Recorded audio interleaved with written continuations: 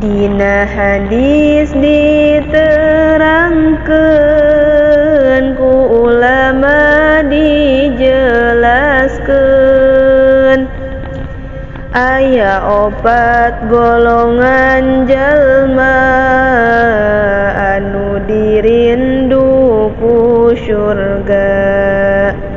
Urang sebat hiji-hiji supaya pada ngararti, mudah-mudahan manfaat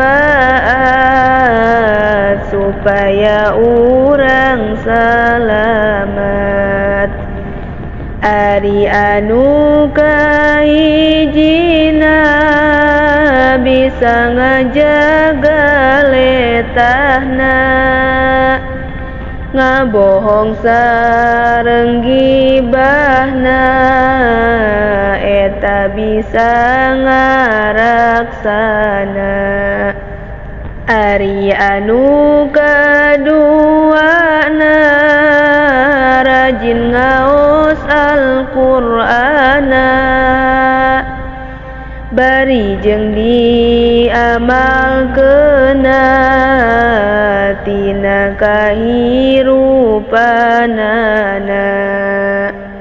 Ari anu katiluna rajin pisan sodakohna, mereka jalma laparna eta gede pahalana. Ari anu kaopatna ngalakonan parentahna, rajin puasa Ramadana ikhlas karena Allahna.